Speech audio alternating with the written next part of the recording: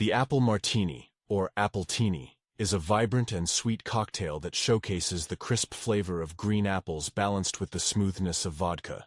It's a perfect drink for those who love a fruity twist in their martinis. You will need the following ingredients: 2 ounces vodka. Choose a high-quality vodka for the best flavor. 1 ounce sour apple liqueur. This is what gives the drink its distinct apple flavor. Half an ounce triple sec. Adds a hint of orange, balancing the tartness. Half an ounce fresh lemon juice, freshly squeezed for the best taste. 1 slice green apple, for garnish. For equipment you will need cocktail shaker, strainer, martini glass, jigger, ice. Here are the instructions.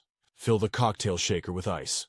Pour in the vodka, sour apple liqueur, triple sec, and fresh lemon juice. Shake well until the mixture is chilled. Strain into a chilled martini glass. Garnish with a slice of green apple on the rim of the glass. The Apple Martini gained huge popularity in the late 1990s and early 2000s due to its appearance in various television shows and movies. It's also a favorite for those who enjoy the balance of sweet and tart flavors in their cocktails.